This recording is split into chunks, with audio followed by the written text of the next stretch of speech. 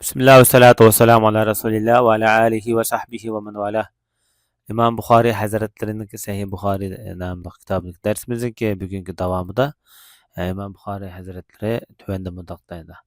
Mescitte 10'sı yetiş, putunu top, 10'sı dümbüsüne çaplap yetiş ve putunu sozup yetiş meselesi hakkında toxtulub mudaqdaydı.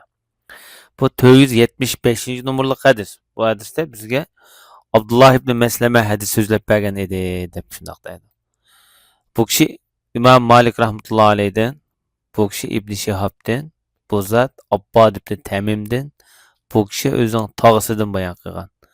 Bu tağısı undaqda bir yerde sahabe. Abdullah ibn Zeyd degan kişi bu ensari sahabe. Bu kişininki tercümalı başta ötken bir yerde.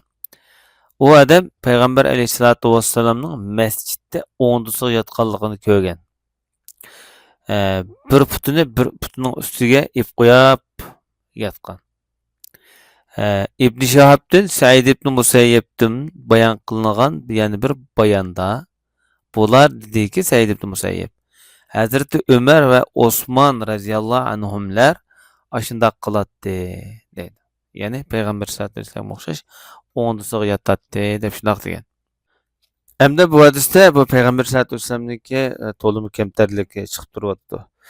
Kishilarning orasida masjidda xalq ko'radigan yerda rahat tabiiy holatda yotganligini ifodalab turibdi.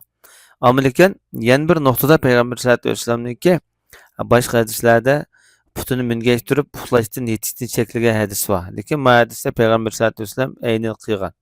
Bu nimani bildirdi degan vaqtida shu avrat ichilib qolmagan ahvol ostida yoki kibrlik bo'lmagan ahvol ostida o'ziga rahat bo'lgan tuyg'u holatda, tabiiy holatda yotsa bo'ldi demakchi bu putni mingach turib. Shundaqla bir orom vaqtida işte o'tirib rahat vaqtida işte yotsa bo'ldi. Lekin Peygamber sallallohu alayhi vasallamniki umumiy odati, lekin odam bor so'rinda bir xil temkinlik bilan o'ltiradigan odatlar bor. Tuvanda İmam Buxoriy rahmetullahi alayh masjid yo'l ustida masjid bo'lib qolsa, odam mangdigan yerda. Lekin bu masjid boshqalarga ziyon zahmat yetkazadigan yo putli qashanga bo'lmaydigan bo'lib qolsa, yo'llarga masjid selib olishib bo'ldi degan. Bu qarashni Hasanul Basri, Ayyub, İmam Malik rahmetullahi alayh qatorliq ayni davrdagi islom imomlari buni yoqlagan. Bu 476 numaralı hadis. Bu hadiste Yahya ibn Bukayr bizga so'zlab bergan edi dedi İmam Buxoriy Hazretleri. Bu kishi dedi bizga Lays Uqayl ibn Shahabdan bayon qilgan bo'lib, bu zot dedi menga Urvat ibn Zubayr deb bergan. Peygamber sallallohu alayhi vasallamning sevimli ayoli Oyisha onamiz radhiyallohu anha bundaq degan ekan. Men aqlimni bilsam, onam islom diniga e'tiqod qiladi. Shunda har kuni Peygamber sallallohu alayhi vasallam bizning qishimizga ya kechda ya etiganda kelib turadi dedi. Shu paytlarda Abu Bakr dadasini demakchi ning ko'ngli tushdi bo'lg'ay uyninki bir tarafiga masjid silib oldi. Ya'ni uyninki atrofiga bir masjid silib oldi. Shu yerda namoz o'qiydi, Qur'on o'qiydi. Bu Makkada bo'lgan voqea. Bu mushriklarning ayol farzandlari, bolalari kelib hayron qilib havas qilishadi dedi. Qarab ketishadi. Ebu Bekir ayeti nazuk, özünü tutulanmaydigan adam boğaçqa yığılap salatda özüge yığısın, baş kuranmay, yığısın tutanmay. Kur'an okuslam yığılap salatda. Mana bu avval Quraysh kattalarını sel çüçtüp koydu dedi. Bu Hazret Ebu Bekir'ninki şu Mekke vaqtida hicretden burun yüz bergen vaqaliklar.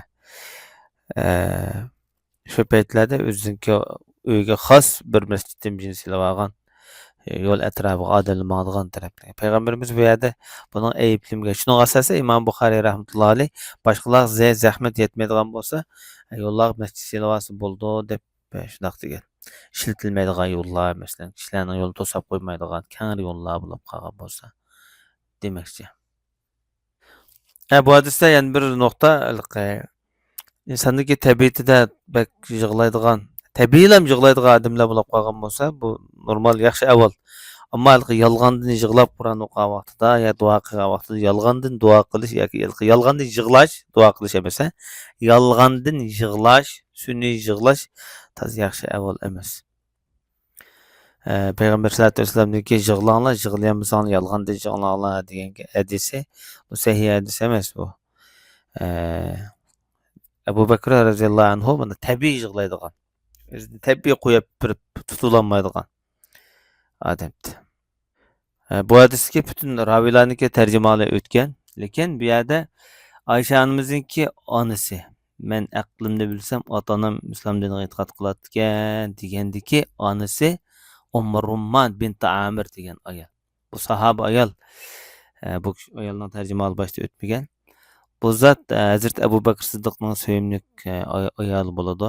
Oysha onamiz va Oysha onamizniki inisi Hazrat Abdurrahmon ibn Abu Bakrniki onasi. Abu Bakrdan keyin Makkada musulmon bo'lgan. Madinaga hijrat qilib, shu Madinada keyingi mezgillarda Madinada vafot topgan ayollarniki biri.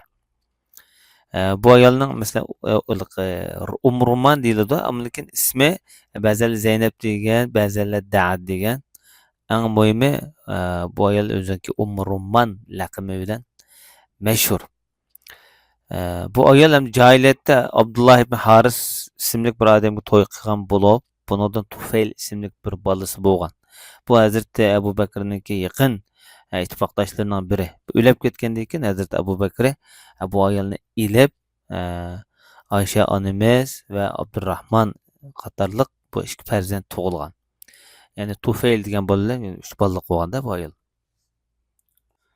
Payg'ambar sallallohu alayhi vasallam Madinaga kelib yerlashib bo'lib, Hazrat Abu Bakr Siddiq roziyallohu anhu bilan muqimlashganingizda Payg'ambar sallallohu alayhi vasallam bir yo'l kirasi bilan Zayd ibn Harisani avatgan.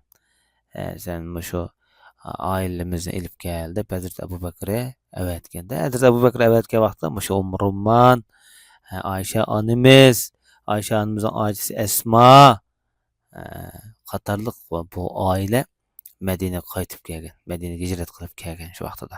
Bu ayol ona bo'lish sifati bilan buyuk ona. Nima ish qilgan vaqtda Hazrati Oysha onamizning onasi Payg'ambar sallallohu alayhi vasallamniki qiynonasi bo'ldi. Payg'ambar sallallohu alayhi vasallamning sevimli ayolniki opsolida.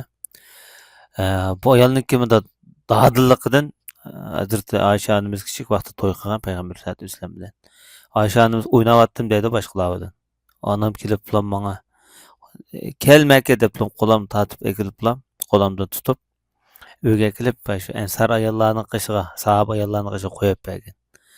Bular muborak bo'lsin, barakat teping deb ular meni yasab, tarandirib meni shu vaqtda to'yimni qilib qo'ygan dedi. Undan boshqa Oysha onamizga tuhmat qilingan vaqtida shu ayol Hazrat Oyshaning qishida yaxshi gaplarni tasalli berib, qiziqni ishongan holatda, qiziga kuch bergan holatda sizdek bunda sevimli er va ayol deganniki kundashlar jiq bo'ladi, xalqning gapi jiq bo'ladi bolam deb qalbini azobni yengillatib qizning qishidan kuchli tug'an ayol bu. Bu ayolniki qachon o'lib ketganligi haqida turli ixtiloflar bor. Ba'zilar masalan Hijriyaning 9-yili degichilar bo'lgan, 8-yil bo'lgan.